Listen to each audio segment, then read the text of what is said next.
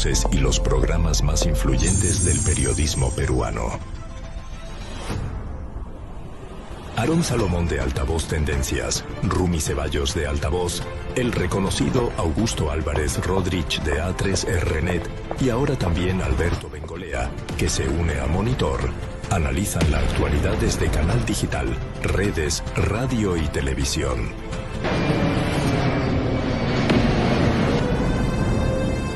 A ellos se suma un equipo de reporteros, técnicos, directores, editores y diseñadores, que utiliza las tecnologías digitales más avanzadas para entregar información rápida, precisa y de alto impacto.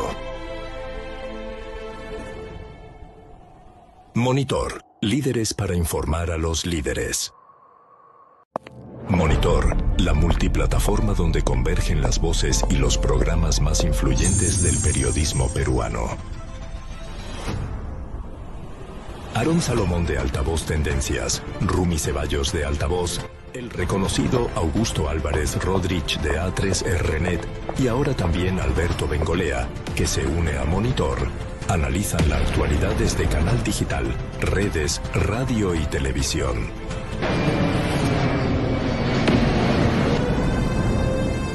A ellos se suma un equipo de reporteros, técnicos, directores, editores y diseñadores, que utiliza las tecnologías digitales más avanzadas para entregar información rápida, precisa y de alto impacto.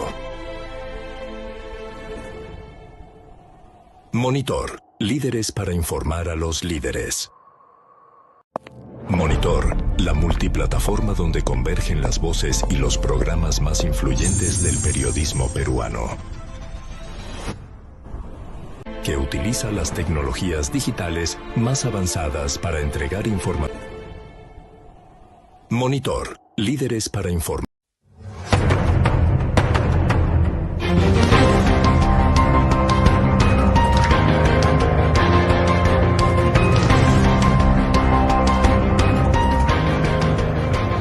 ¿Qué tal, amigos? ¿Cómo están? Bienvenidos a su programa Altavoz Tendencias por Monitor y Tribu Televisión. Antes de comenzar con la entrevista del día, quiero presentarles las 5 del día, que son las 5 principales noticias que debes conocer para iniciar el día muy bien informado. Son las 5 de Altavoz, que llega a esta metacita por cortesía de Deli Baker. Y vamos con la primera noticia. La Comisión Permanente del Congreso verá hoy, este lunes, la inhabilitación por 10 años contra la ex premier castillista, la antiminera Mirta Vázquez. La Comisión Permanente del Parlamento tiene programado para este lunes 29 de diciembre una sesión donde se definirá la suerte de la ex premier castillista y expresidenta interina del Parlamento, Mirta Vázquez, quien puede ser inhabilitada por 10 años. Estaremos atentos.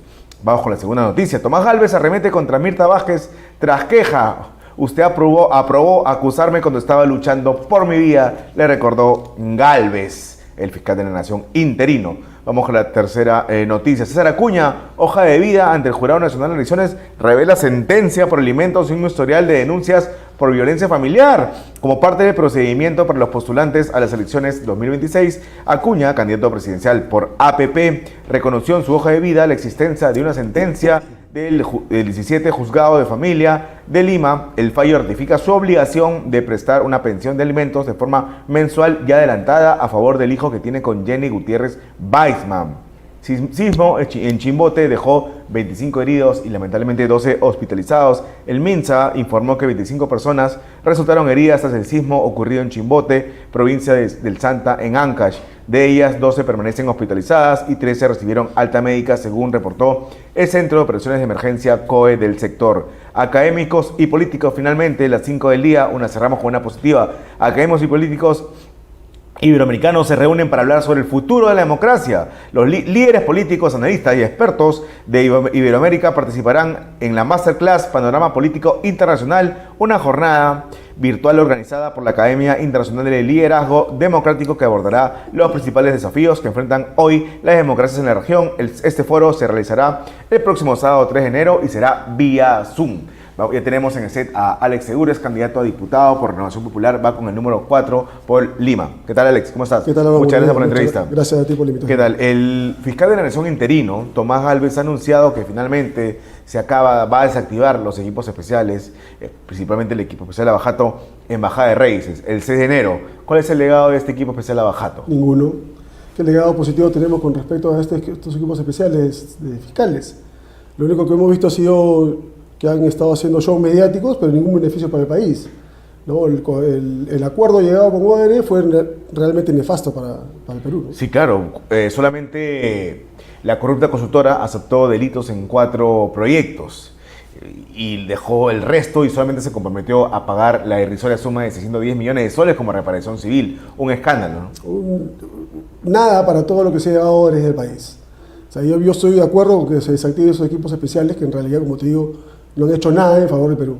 Claro, pero Domingo Pérez se ha dedicado a perseguir, junto con Vela, a sus enemigos políticos, a la señora Keiko Fujimori, a Alan García, porque a Villarán no le pasa absolutamente nada, ¿no? Han politizado el tema de la fiscalía con estos equipos especiales, ¿no? Es algo que debe ser, digamos, cada uno debe por su lado, pero estos fiscales han aprovechado la oportunidad que han tenido para politizar la fiscalía y sacar beneficio no solamente económico, sino también político de ello, ¿no? Sí. Recientemente se descubrió a un ex miembro de este equipo especial recibiendo una coima de $3.000 en un baño en un centro comercial. ¿Tú crees que sea la punta del iceberg para averiguar si este beneficio de Odebrecht ha sido a cambio de algún tipo de dinero? Bueno, yo creo que definitivamente ha habido un beneficio a cambio de dinero. Ahora, si esta es la punta del iceberg, no lo sé, habrá que investigarlo. De todas maneras, hay un indicio ahí que es importante reconocerlo y te tiene que comenzar a investigarlo. De repente nos encontramos con sorpresas más grandes, ¿no? De acuerdo, sí. Hay un problema que en el Perú existe un superhombre, un super ciudadano, que es Gustavo Gorriti. Lo citan a la comisión liderada por Alejandro Muñante que investiga este acuerdo de colaboración eficaz. No va. Le archivan recientemente una investigación tras las declaraciones de Villanueva que prácticamente develó que él controlaba el Ministerio Público tras las sombras y esas archivas, no le pasa absolutamente nada. Gorriti es el gran cáncer que tiene el Perú y ese cáncer tenemos que extirparlo. O sea, está haciendo mucho daño al país porque, como bien dices y se ha demostrado, maneja la fiscalía. O sea, hay fiscales que se han sometido al poder de Gorriti y este señor es el que está haciendo mucho daño al país. Claro, tiene la potestad o tiene en su celular, en su momento tuvo el teléfono de Pablo Sánchez y lo llamó para que éste a su vez ordene o amenace a Rurush para que acabe con una diligencia en el IDL. Imagínate pues de qué poder tiene este señor que se atreve a llamar al fiscal de la Nación para darle disposiciones, ¿no? Pero vamos al hecho también de los fiscales que permiten que esas cosas sucedan. Algo ¿Y por qué? Bajo la sombra. ¿Qué le sabe? Eso es lo que hay que investigar. ¿De dónde los tienen agarrados? Claro. Algo le debe saber para que ellos no puedan ejercer su autonomía como corresponde y permitir que una persona extraña, porque aparte es un extraño para la fiscalía, pueda darle disposiciones. Lo que se ha conocido es que Pablo Sánchez le entregó la totalidad de los audios de los cuello blancos del puerto a Gustavo Gorriti y es evidente que ha venido usándolos como un arma de extorsión, ¿no? Un delito. La extorsión es un delito. Sí. Y eso está comprobado. Porque no necesariamente por tú salir en uno de esos audios es que seas un criminal, ¿no? Eso es lo que se quiere vender, ¿no? Pero, claro, es lo que se quiere vender, pero vamos al poder que tiene Gorriti con respecto a la Fiscalía y la Nación. O sea, esas son cosas que no se pueden permitir y son evidentes. La gente se da cuenta de ello. Entonces, yo repito, Gorriti es el gran cáncer que tiene el país y debemos extirparlo de alguna manera, ¿no? Claro, hay casos graves, hay denuncias graves que ha hecho Jaime Villanueva, ex asesor de Patricia Benavides, como que Gorriti se reunió, y él no lo ha negado, más bien no ha aceptado, se reunió con Vela y Pérez para tratar el caso Cócteles, además de este cerco criminal en donde Gorriti recibe información de Vela, Gorriti sobre Alan García, sobre esta conferencia, publica esta información en el IDL y luego a partir de esta información es que Domingo Pérez pide el impedimento de salida del país para el expresidente García y ese fue el inicio de su final, ¿no? ¿Y qué hay de esa información que tú me estás diciendo? ¿Por qué la Fiscalía realmente no toma cartas en el asunto con respecto a esto que estamos conversando? Se archivó la investigación, contra Pérez, Gorriti y Vela. Bueno, ahora vemos que el fiscal Tomás Aladino Gálvez está haciendo algo, sí. Y yo creo que es absolutamente beneficioso que se eliminen estas fiscalías especializadas que en realidad, como te digo, ningún provecho hemos sacado de ello. ¿Tú crees que Ningún beneficio para el país. han cometido delitos los fiscales Vela y Pérez en la suscripción de este acuerdo con Odebrecht? Es probable, pero tiene que investigarse. Yo digo que tiene que abrir una investigación con respecto a su funcionamiento de esos equipos especiales, Sí. para ver si ahí ha habido algo extraño. Yo creo que sí. Sí. Pero es una opinión personal. Lo que tiene que hacer es una investigación de profunda. En ese momento no tenemos fiscal de la Nación titular, tenemos un fiscal de la Nación interino. ¿Debe ser Tomás Gálvez elegido fiscal de la Nación? Yo creo que es el más idóneo. Hasta el momento ha demostrado independencia, autonomía, y creo que es el que más se proyecta para asumir el cargo de titular, ¿no? De acuerdo. El principal problema de Perú sigue siendo la inseguridad ciudadana. ¿Ha cambiado algo con José Gerí o se ha dedicado solamente al show? A ver, hay intenciones, Sí. pero lo que nos falta es ver resultados. La percepción de la inseguridad en la población sigue manteniéndose sobre el 80%. Y eso es lo que tenemos que cambiar. Y para eso tenemos que tomar decisiones políticas, asumir la decisión política y ejecutarlas para que podamos verlas en resultados. Es importante. El Estado no puede ser temeroso frente a la criminalidad. No. El Estado tiene que tomar la fuerza que le da la Constitución y las armas legales para poder enfrentar al crimen organizado, que es lo que nos está azotando ahora en el país, ¿no? Sí, de acuerdo. En marco de ese estado de emergencia vemos, antes de bajar acá a la vía expresa, antes de llegar acá al set de grabación, a diario vemos 6, 7 militares en un grifo. ¿Qué hacen ahí? Había que ver un análisis real de cuál ha sido el planeamiento. Lo vemos porque la gente se queja, lo vemos en centros comerciales también, ¿no? Sí, claro. Había que ver bien cuál ha sido el motivo para que el plan sea contemplado de esa manera, ¿no? ¿Pero ha fracasado los estados de emergencia? En parte. Yo creo que sí, el estado de emergencia no nos ha traído ningún resultado positivo hasta el momento. Lo que pasa, Aarón, es que acá confundimos mucho las cosas. Los militares están para apoyar a la policía en el control de orden interno. No asumen el control de orden interno, salvo sea por una disposición directa del presidente de la República, sí, en un estado de emergencia. Que sí lo puede hacer, claro. Que lo puede hacer, claro que lo puede hacer. Eso no se ha dado hasta el día. ¿Y tú crees que esa es la solución? Para que esa sea la solución, tiene que haber 3 condiciones básicas y fundamentales. Primero, las Fuerzas Armadas no están preparadas para el control del orden interno. Qué bueno, eso es básico. Tenemos que entenderlo claramente. Sí. Las Fuerzas Armadas no están preparadas para asumir el control del orden interno. Las Fuerzas Armadas están preparadas para proteger la soberanía nacional, la integridad de la nación y la independencia, de acuerdo a la Constitución. Ahora, si tú le quieres dar a las Fuerzas Armadas el control del orden interno, por Constitución, por una disposición directa del orden del Presidente de la República en un estado de emergencia, lo que tienes que haber es 3 condiciones básicas. Primero, tienes que capacitarlos. ¿Ya?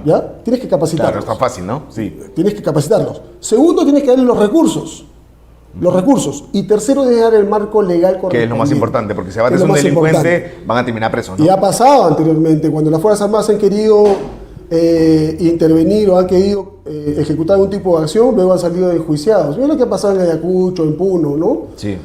Cuando las Fuerzas Armadas han sido violentadas por población, no la población en general, pero sí por activistas agresivos, han sido violentadas y han provocado la muerte de soldados. O cuando han intentado tomar un aeropuerto en Ayacucho, las Fuerzas Armadas han repelido el ataque como corresponde, porque corresponde repeler el ataque. Porque es un acto terrorista. Es un acto terrorista que está atentando contra un activo crítico nacional, ¿no? Y las Fuerzas Armadas tienen la función de proteger la soberanía de la nación. Un aeropuerto es soberanía nacional también. Entonces han cumplido con su función. Lo que pasa es que no existe ese marco legal definitivo y específico para estos casos. Entonces, si no tienes el marco legal, ¿qué responsabilidad le vas a achacar a las Fuerzas Armadas cuando están cumpliendo con una función que ellos normalmente ejecutan, ¿no? Estás cambiándole el chip, pero no le estás dando los recursos, ni la capacitación, ni el marco legal para que ellos puedan actuar de una manera coherente. Lo que señalas es grave, porque entonces tenemos a militares en las calles coactados, que no pueden utilizar sus armas de fuego. Es lo que está pasando. ¿Tú recuerdas cuando hubo el problema de Capitán Cueva en la pandemia? Cuando todo el mundo tenía que estar encerrado y metió un manazo a un chiquillo que salió a tomar, desobediente. A Capitán Cueva casi lo linchan públicamente. Así es. Pero ahí le estás quitando el principio de autoridad a las Fuerzas Armadas. Cuando tú quieras corregir un acto negativo y tienes que usar la fuerza que la ley te da, o sea, no digo que la agresión sea una fuerza que la ley te da, pero Pero digamos, ¿qué mensaje le estás dando a las Fuerzas Armadas en ese caso específico?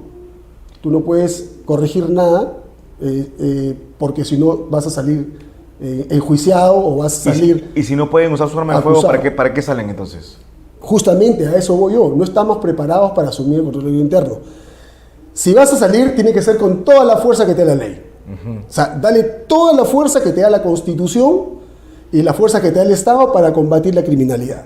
Pero solamente bajo esas condiciones, ofreciéndole un marco legal que los proteja luego de cualquier acción, dándole capacitación y dándole los recursos necesarios. Si no, están saliendo por gusto.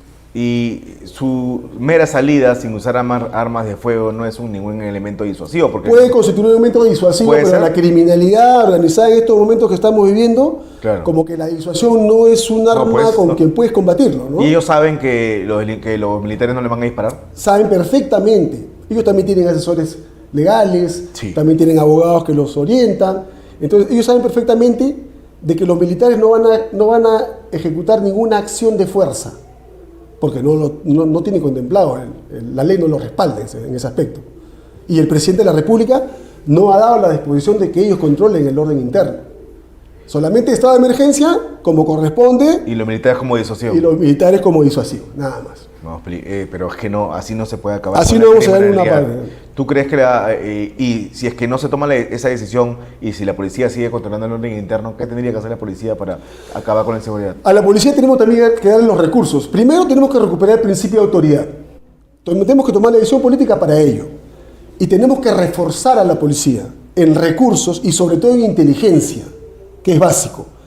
Y yo repito una vez más, la criminalidad no te soporta temas disuasivos. La criminalidad tienes que enfrentarla con toda la fuerza que te da la ley.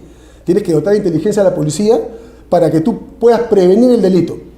Tienes que asegurar una cadena de custodias y mejorar y modernizar el sistema forense para poder consolidar las pruebas necesarias para las penas severas, ¿no? Y tienes que controlar los regímenes que hay en las cárceles. El delincuente debe tener terror a entrar a la cárcel. El delincuente debe tener terror al ser apresado, detenido. Debe ser un infierno, ¿no? Las cárceles deben ser sumamente duras. La vida en la cárcel debe ser sumamente dura, tipo Secot del El Salvador. Acá debemos introducir y cárceles tenemos. Hay que seguramente ampliar, por ejemplo, la cárcel de Chayapalca, que yo le he dicho más de una oportunidad. ¿No? Claro, Yanamayo también está por ahí. Hay que ampliarla, ¿no? Abrirla nuevamente, ¿no? Chayapalca hay que ampliarla. El tema de la altura en Chayapalca y Yanamayo, el tema del frío, el tema del aislamiento, y eso constituye un disuasivo natural. Sí. Entonces tenemos que explotar eso, tenemos que aprovechar esa fortaleza que tenemos en esas cárceles para que los delincuentes de alta peligrosidad puedan ser recluidos en esos centros penitenciarios y puedan realmente sufrir las consecuencias de sus propios actos. Y un régimen duro, sin visitas. Sumamente duro, sin ningún tipo de contacto con el exterior. Las visitas deben ser supervisadas y virtuales. Virtuales. Virtuales. Con un vidrio. Cero contacto.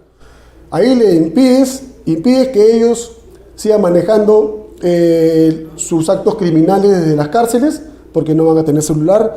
Si impides que sigan entrando drogas, impide que sigan entrándole dinero para que ellos puedan manejar las cárceles de dentro.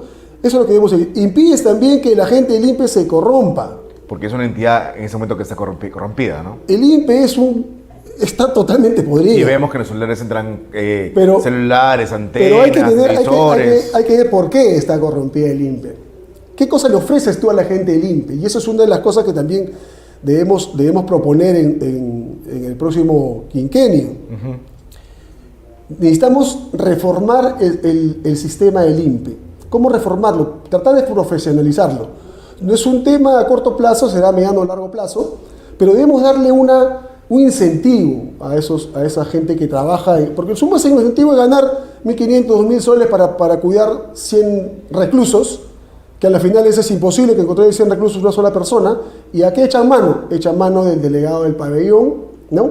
Con quien tienen que transar, a quien le dice, yo te voy a controlar el pabellón, pero tú me dejas pasar mi droga, me dejas pasar mi celular, me dejas pasar mi dinero. Hasta mi antena, ¿no? Para internet. Y yo te voy a dar un sencillo. ¿Y qué le queda al pobre gente que no tiene ninguna aspiración más que ser cuidador de un pabellón? Tiene que transar. para mantener el control del pabellón. ¿Se tiene que eliminar el INPE? Porque lo que se sabe, claro, tiene que hacer ahora lo que se va a hacer ahora es cambiar nombre, nada es más. Lo que dice el presidente, ¿no? Eliminar el INPE. Ahora lo va a llamar superintendencia. ¿Pero qué va a cambiar? Lo que debe cambiar, justamente, ahí voy. Reformar el INPE. Yo lo que pienso que debe hacerse con el INPE es darle una profesionalización, darle una carrera de la gente de INPE, que su aspiración sea después ser director de un penal y que vaya a través de los años ganando experiencia, subiendo jerárquicamente de posiciones, supervisor, a coordinador, darle un nombre a estas jerarquías y que venga acompañado de un incremento económico de su salario, de tal manera que ellos cuiden su puesto de trabajo, se preocupen en aspirar, en conseguir cargos de mayor responsabilidad, mayor jerarquía y mayor ingreso económico para poder, digamos, eliminar este tema de la corrupción. Porque sin aspiraciones, ¿a dónde llegas? ¿Qué haces? ¿Y no debería ser privada la administración de las cárceles? También es otra posibilidad. Había que estudiarla y evaluarla. Pero eso también es un incremento al gasto público, ¿no? Es fuerte. Contratar personal privado para cuidar las cárceles es fuerte. Incluso ahora hay contratos con empresas privadas para el tema de los bloqueadores, el tema de... Sí. Y no funciona. Porque están cerca de, digamos, de vecinos, no, porque simplemente no le da la gana modernizar sus equipos. Tenemos contratos con empresas privadas desde el año 2003 para los bloqueadores celulares en penales. Y eso no está funcionando. Hay que revisar esos contratos. Hay que ver por qué los equipos que traen estas empresas no están cumpliendo con su cometido. Y sigue habiendo... Ahora hay hasta drones que ingresan droga a los celulares, a los penales. Entonces, esas cosas debemos bloquear. Tienen que haber bloqueadores de drones. Ya no solamente bloqueadores celulares, sino bloqueadores de drones. Y existe esa tecnología, pero no ha avanzado en el tiempo. Claro. ¿Se tienen que construir entonces más penales? ¿O un megapenal como el Secot? Yo creo que hay penales, por ejemplo, que están a medio de construir. El penal de Ica no ha sido terminado. No se acaba, ¿no? El penal de Ica no ha sido terminado. Debía construirse, terminar el penal de Ica, pero orientar su construcción a ser un penal de máxima seguridad, pero realmente de máxima seguridad. Claro. Podemos ampliar el penal de Chayapalca, podemos reabrir el CEPA, ¿no? Penales realmente que puedan albergar... Pero lejos de la ciudadanía, ¿no? Lejos de la ciudadanía. Tiene que cumplir, los penales tienen que cumplir ciertas condiciones. Tiene que ser aislado, tiene que haber aislamiento absoluto, de tal manera que no lleguen las señales de celular ni de internet. Tiene que haber máximo control, tiene que haber el mismo clima y la misma altitud debe ser para ellos un componente en contra para poder vivir tranquilamente. La vida en las cárceles debe ser muy dura, deben trabajar para ganar su comida, deben haber horarios de formación de manera inopinada. Debe ser dura sin, obviamente, atentar contra lo básico, ¿no? Que es la alimentación, la salud. Pero que no trabaja, no come. Obligarlos a trabajar, que se ganen su ración, ¿no? Que se ganen su ración. O tenemos que mantener a todos los peruanos, a todos los delincuentes que han hecho tanto daño al país. A mí no me interesan, ¿no? Y si no comen, será inanición. Morirán por inanición, ¿no? Tienen que ganarse su alimentación.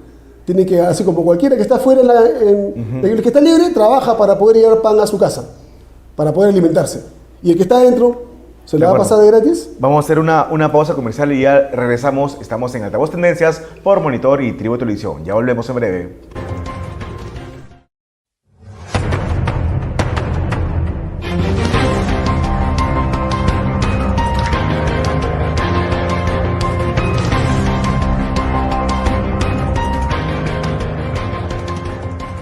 Los líderes.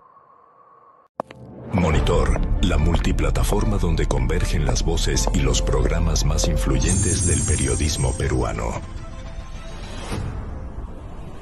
Aarón Salomón de Altavoz Tendencias, Rumi Ceballos de Altavoz, el reconocido Augusto Álvarez Rodríguez de A3RNet y ahora también Alberto Bengolea, que se une a Monitor, analizan la actualidad desde canal digital, redes, radio y televisión.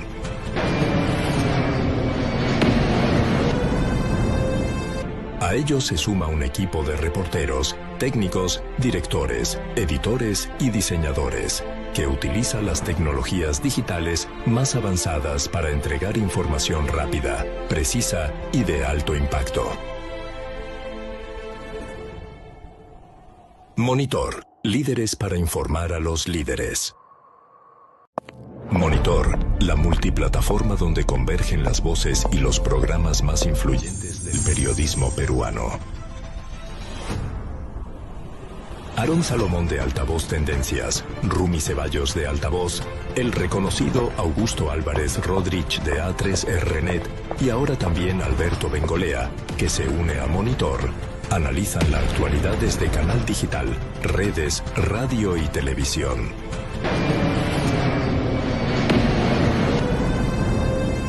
A ellos se suma un equipo de reporteros, técnicos, directores, editores y diseñadores, que utiliza las tecnologías digitales más avanzadas para entregar información rápida, precisa y de alto impacto.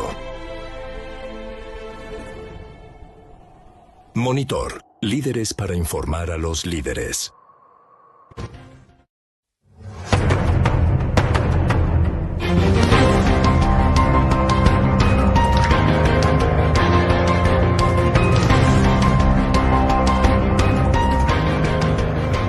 Estamos de regreso en Altavoz Tendencias por Monitor y Tribu Televisión. Estamos conversando con Alex Segura, candidato a diputado por Renovación Popular con el número 4 por Lima.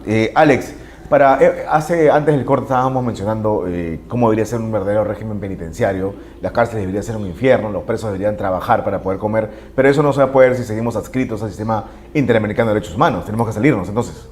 Yo soy una de las personas que piensa que debemos salirnos del sistema interamericano de derechos humanos para poder endurecer justamente las penas. Hay penas que deben ser endurecidas, a pesar de que hay una nueva ley de criminalidad sistemática, sí, que hay algunos vacíos ahí que hay que corregir, ¿no? Yo pienso que las penas para extorsión, para sicariato, para terrorismo y para secuestro, sobre todo de menores, deben ser sumamente duras. Pena de muerte. Como Alex Segura te puedo decir que yo considero la pena de muerte como una opción válida. Y está en la Constitución, ¿no? Para traición a la patria y terrorismo, ¿no? Está en la Constitución, pero pero no para nosotros. No, habría que hacer un cambio constitucional. Una reforma constitucional sí, se puede hacer. ¿Y cómo confiar en ese sistema de justicia? O también a la par, ¿no? A la par tiene que haber una reforma integral del sistema de justicia nacional. Fiscalía, Poder Judicial. Hemos visto que a través de los años, sobre todo esos últimos gobiernos, hemos permitido que entren los caviares y los izquierdistas a copar los mandos medios de estas instituciones públicas, que a la final es mía la desgracia que nos están llevando. La Policía Nacional hace su trabajo al capturar y detener, pero cuando va a la Fiscalía le dice, porque te demoras una hora en el acta, libre el delincuente que agarraste con armamento y con explosivos. Entonces eso no puede ser, eso no puede estar pasando. Por eso con los delincuentes actúan a su libre albedrío. Nadie le dice nada y sabe que no los van a agarrar y si los agarran van a salir inmediatamente. ¿La Corte IDH se preocupa más por los derechos de los desechos de los delincuentes? Lo que pasa, Aarón, es que el concepto real de derechos humanos para la Corte, para el sistema en realidad, es que los derechos humanos lo pueden aplicar solamente para aquellos que no son entes del Estado. Claro, para ellos no tienen derechos humanos, no policías, no militares, no tienen derechos humanos. ¿Tú nunca has visto a alguien, un policía o militar, que vaya a la Corte Interamericana a sentar una denuncia? No, pues. Por eso que el sistema interamericano está diseñado para que sean los Estados quienes sean los acusados. Por eso es que los terroristas, los familiares terroristas y los delincuentes acuden a la Corte Interamericana a presentar una denuncia contra el Estado peruano. Bueno, hemos visto, y falla, ¿no? Y se equivoca, porque hemos visto que el Estado peruano tuvo que indemnizar a Indira Wilca, ¿no? Y por eso te digo, falla la muerte de Pedro Wilca cuando lo asesinó Sendero y no el régimen de Alfredo Fujimori, exacto. ¿No? Entonces, ¿qué garantía me da el sistema interamericano de derechos humanos a mí como ciudadano, como Estado peruano? Ninguno. Lo que tenemos que hacer es reforzar. Porque tú no eres delincuente. Porque yo no soy delincuente, pues. Exacto, o no soy terrorista. Pues si fuera terrorista o delincuente, denuncio al Estado peruano ante la Corte Interamericana y ahí se me van a hacer caso. Pero yo como militar no puedo denunciar una atrocidad que cometió Sendero Luminoso contra un ciudadano, contra su familia, abusando contra sus derechos humanos, no lo puedo denunciar. No, pues porque siempre es contra el Estado, ¿no? Porque siempre es contra el Estado. Y los militares representan al Estado, y los policías también. Así es. No, es un sistema pernicioso. ¿No? ¿Para qué? ¿Para qué estar ahí cuando no me va a permitir endurecer mis penas? No me va a permitir a mí defender a los ciudadanos inocentes realmente del crimen organizado. Y además, no nos vamos a convertir en una nación paria porque Estados Unidos no está, Canadá no está. Es verdad, o sea, no hay garantía, no hay garantía. Además, la Corte Interamericana ya sabemos grandemente y largamente que está totalmente ideologizada. O sea, Ya no basta, o mejor dicho, no se puede luchar desde ya dentro. no, ya hay un sesgo totalmente claro y evidente con el que ya no podemos luchar. Lo más sano y saludable es salir de la Corte Interamericana y nosotros reforzar nuestro sistema de derechos humanos internos, ¿no? Pero ¿quiénes merecen defenderse sus derechos humanos? Los inocentes, la población, la ciudadanía. A ellos debemos mirar y a ellos debemos ofrecer todas las garantías de salvaguardar sus derechos humanos. De acuerdo, porque ahora que Gerí impuso un régimen más duro contra los presos, disminuyendo el régimen, la modalidad de visitas, ya había medios como el del Túnel Existe que decía, sacaba notas acerca de que se van a estresar los delincuentes, pobrecitos, ¿no? Pobrecito. No, sí, pues ese es el tema. O sea, hemos permitido que esa gente, ese tipo de gente con ese pensamiento es la que está en nuestro sistema de justicia. Y es por eso que limitamos a la policía en su accionar. Bueno, el mismo Domingo Pérez, ahora que dijo conflicto armado interno, no puede decir terrorismo, ¿no? Y las cosas hay que llamarlas como son. En el Perú hubo terrorismo. Y la gente que llama conflicto armado interno demuestra su ignorancia en el tema, porque un conflicto armado interno, para que sea llamado como tal, debe cumplir ciertas normas y requisitos del Convenio Internacional de Ginebra Sí. y los convenios internacionales humanitarios.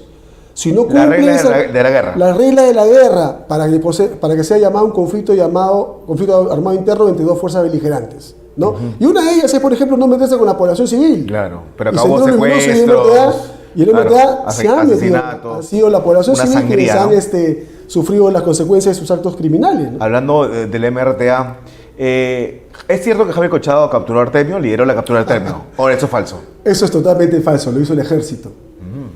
Y es más, hay planes ahí y está también fiscales, no me acuerdo la fiscal cómo se llamaba, que estaba a cargo del tema. Carmen Colchado solamente se apareció para la foto. ¿Nunca capturó a Artemio? En principio sí hubo un plan inicial de la RICOTE para poder hacer seguimiento a Artemio, pero cuando ellos quieren dar el golpe, Artemio ya se había fugado, herido, y había sido atendido una posta del lugar, en Santa Rosa de Michoyo, y el ejército lo captura como 5 kilómetros distante del lugar donde había dicho Artemio, Colchado y la policía que estaba Artemio. Al contrario, cuando tuvo que capturarlo, creo que no pudo hacerlo. No Colchado. pudo, por eso, porque cuando llegaron no estaba. Y es el ejército que lo captura 5 kilómetros más allá. ¿Y quién lo hiere? Un alguien de su seguridad, Artemio, que fue captado por la policía para que ellos dieran los datos.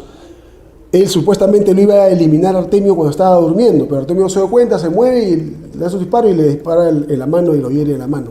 Pero Artemio tuvo el tiempo suficiente en ese momento para irse a la posta, atenderse y luego recién fugarse.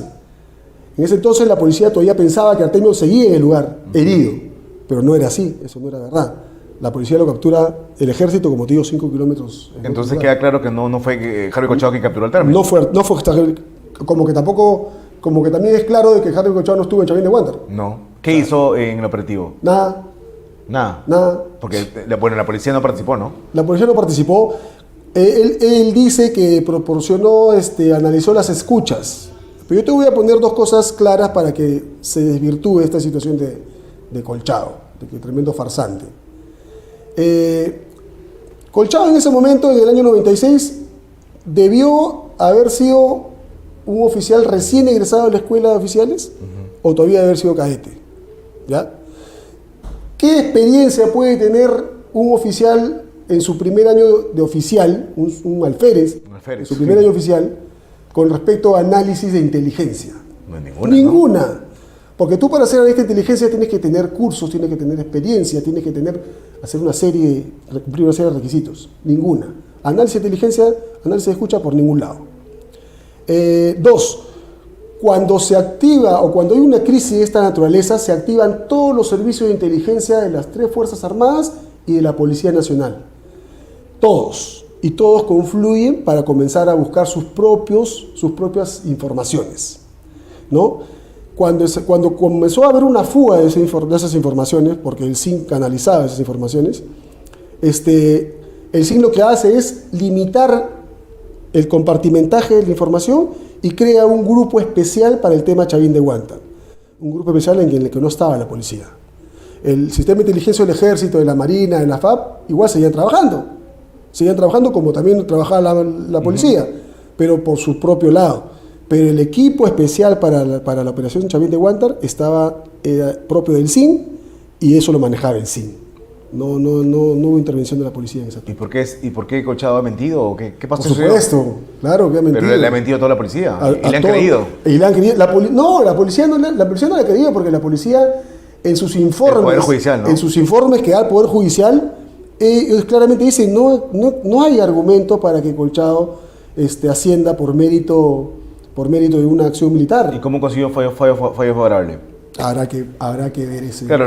Lo decía porque si supuestamente Javier Colchado es un antiterrorista que ha capturado a Artemio, ¿cómo que postula con este partido ahora Nación de López Chao, quien llama al emergencista Víctor Polay Campos como luchador social? Es que se contradice solo, pues. O sea, por un lado dice, yo estuve en Chavín de Huántar, y por otro lado dice, apoya a un partido que no puede reconocer en Víctor Polay Campos, MRTA, como un líder terrorista.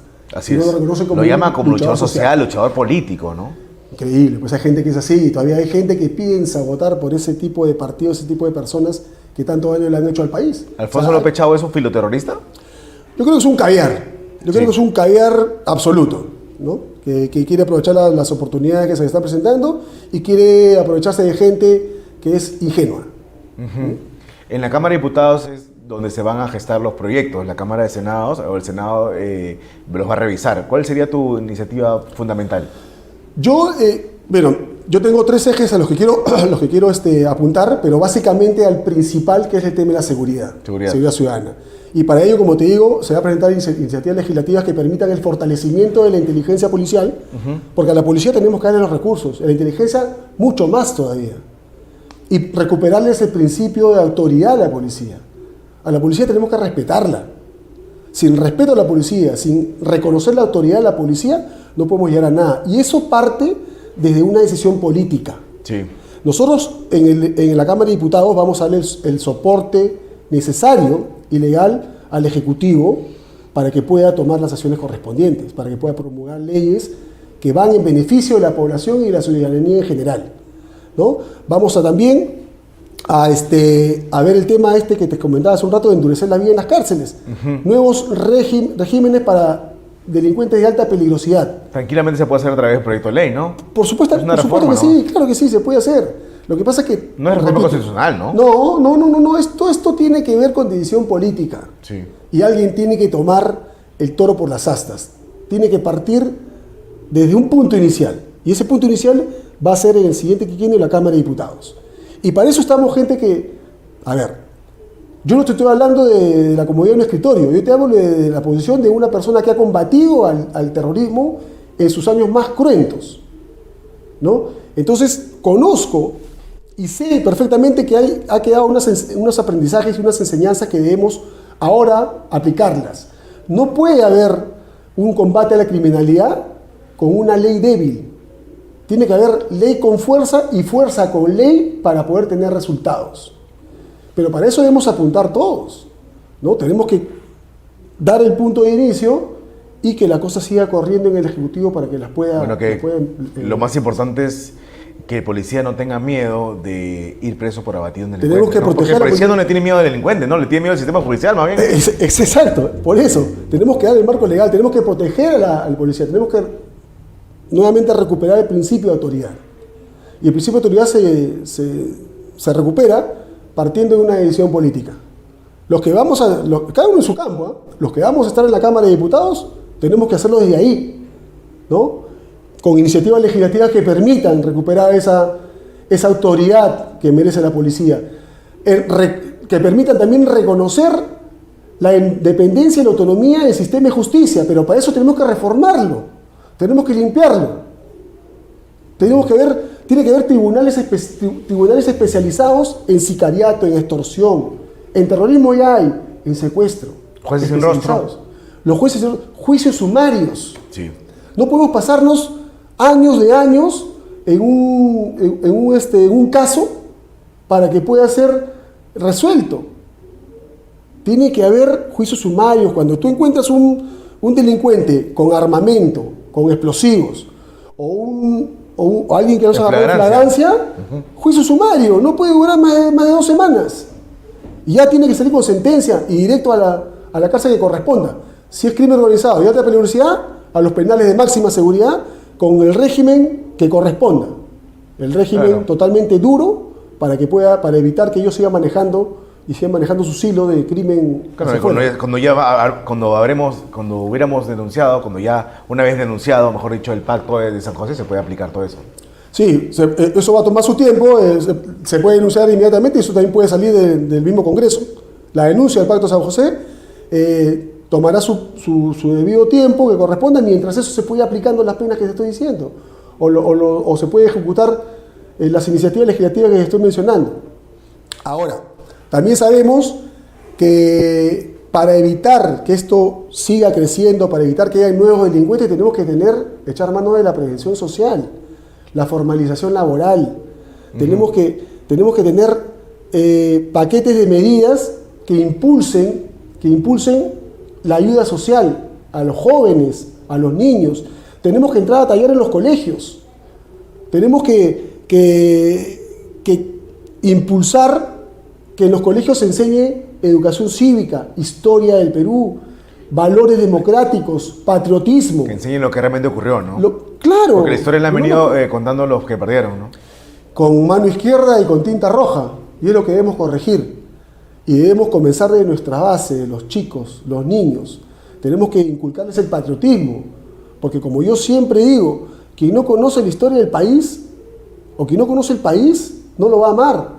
Y si no lo amas, no lo vas a defender. Tenemos que intervenir en las universidades, porque hemos visto a manifestantes violentos de San Marcos. Si es necesario, hay que hacerlo.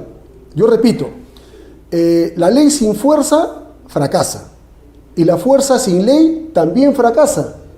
Si vemos algunos brotes de estos que ya hemos visto en los años 80 en ciertas universidades, pues tenemos que entrar con fuerza. Tenemos que entrar con fuerza a aplacar eso, porque eso va a generar violencia. Y no es que tú aplaques la violencia con violencia, tú aplacas la violencia con la fuerza legal que te da el Estado. Sí. Con toda la fuerza legal que te da el Estado y la Constitución.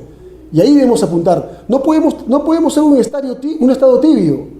No podemos ser un Estado temeroso frente al crimen organizado y la criminalidad. Tenemos que actuar con fuerza. No podemos tener miedo a las ONG o a esos organismos internacionales realizados, ¿no? De ninguna manera. De ninguna manera podemos tener miedo ni a las ONG, ni a las cortes supranacionales, ni al mismo crimen. Es el crimen organizado, el criminal, quien debe tener miedo al Estado. Pero para eso tenemos que entrar con fuerza. El Estado que tiene monopolio de la fuerza. Por supuesto. Y la fuerza de la Constitución, ¿no? Tiene que aplicarla. Pero para eso el presidente de la República también tiene que tener comando y mando, ¿no? Como la señora Dina Boluarte, que decía que tenía mando pero no comando, ¿no? Es que hay que asumir la responsabilidad. Cuando uno toma una decisión política, en el caso del presidente de la República como jefe supremo de las Fuerzas Armadas, tiene que asumir la responsabilidad de la decisión que está tomando. Y para eso no debe tener miedo. Los presidentes últimamente no han tomado decisiones políticas por temor a lo que les pueda pasar. No, pues te tocó, estás en el cargo, estás en el puesto, tienes que asumir la responsabilidad que te corresponda. Y tomar las decisiones que correspondan para poder proteger a la ciudadanía y a la nación, ¿qué es lo que te toca hacer? Porque no podemos tener ni Estado, ni presidentes débiles, tibios, que tengan temor a lo que pueda venir después. No. ¿Y qué puede venir después? ¿La cárcel? No debería. No debería. No debería. Pero es lo que están temiendo últimamente los presidentes. Sí. ¿No? Deberían temer la cárcel cuando metan mano o metan uña a algo y los denuncien por corrupción. A eso deben temerle. Sí. A eso deben temerle, pero no aplicar la fuerza que te da el Estado para proteger a tus ciudadanos. Claro, y si te persiguen judicialmente por hacer el bien, vas a tener que asumirla, apechugar, Lo asumes. ¿No? Claro, por eso te digo. La decisión política viene con asumir la responsabilidad que conlleva. Y si estás en el puesto, pues tienes que apechugar. Es lo que toca. ¿Por qué decidiste participar o postular a la Cámara de Diputados? Yo decidí postular y ser parte de esta solución que requiere el país para estos graves problemas que está afrontando, sobre todo en temas de seguridad, porque yo tengo un compromiso con el país. Yo, y te voy a hablar a título personal, como Alex Segura, he enfrentado al terror en sus momentos más crueles y más cruentos del país, los años 80, 90. Y esa misma convicción, ese mismo compromiso es que me lleva a seguir defendiendo a mi país ahora desde la parte de las leyes. De la política. Desde el Congreso. Porque yo creo que, ahora muchos dirán, pero tú ya no eres militar, ya no tienes que defender un ratito. No, al Perú lo tenemos que defender todos los peruanos. Y los militares tenemos un juramento que hemos hecho a la bandera los primeros 7 de junio que hemos ingresado a las Fuerzas Armadas. ¿Y cómo calificas el papel de los militares? ¿Perdón? ¿Cómo calificas el papel de los militares en el Parlamento actual?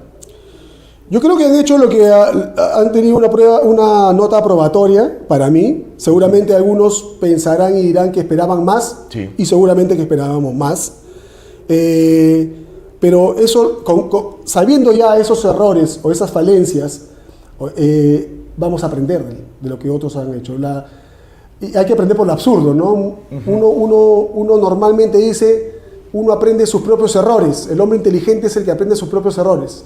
Pero el hombre sabio es aquel que aprende los errores de los demás para no cometerlos y poder corregir sin necesidad de caer en esos errores. Entonces, no podemos caer en el populismo tampoco de decir que un parlamentario, un diputado tenga que cobrar sueldo mínimo. Eso lo escuché de Elio Reguera, ¿no? No, yo no estoy de acuerdo con eso. Yo creo que es un trabajo que obviamente debe ser remunerado, pero tiene que ser, esa remuneración debe valerla, bueno, o sea, claro, debe trabajar. Quita la joyería, por ejemplo, una eso tarjeta de 1.600 soles, eso no, sí, ¿no? claro, eso estamos de acuerdo. Ahora, si te pagan, es para que trabajes 24/7. De acuerdo. Y yo creo que entrar en política, los políticos deben tener la misma vocación de servicio que tiene un militar y un sacerdote. Entregar su vida, una entrega total al servicio Pero de tienen la que ser nación. bien remunerados, eso no está mal, ¿no? No, yo creo que lo que como está Sí, bien. está O bien, sea, ¿no? no es Porque malo es tampoco. populista pedir que bajen el sueldo de un parlamentario, ¿no? No estoy de acuerdo con eso. Como te digo, es un trabajo que va a implicar que tú te Claro. hipoteques el total de Sí, las horas porque del solo día. puedes dedicarte a la enseñanza, a la docencia universitaria, nada más. Nada más, ¿no? Y el parlamentario tiene que estar ahí metido las 24 horas. O sea, eso Acabemos con la virtualidad, entonces. ¿Ah? Acabemos con la virtualidad. No debe haber virtualidad, para eso hay un parlamento, para eso hay un congreso, para eso hay un hemiciclo, para eso cada uno tiene su escaño, ¿no? Uno tiene que asistir, es un trabajo. Es un trabajo al que, y si tú estás de descanso en tu casa, durmiendo, tienes que tener el teléfono atento porque en cualquier momento puede pasar algo. Tienes que estar 24/7, para eso te pagan. Y como te digo, el compromiso nuestro es que ese juramento que hacemos los militares a la bandera no termina con que te quitas el uniforme, termina con el último aliento de tu vida. Y yo estoy dispuesto a seguir peleando por mi país, ahora desde otra trinchera. Y a mí me mueve eso. Yo todavía sigo viendo que el Perú necesita ser defendido por gente que realmente ame a su país. A mí me mueve también el profundo amor que siento por mi patria.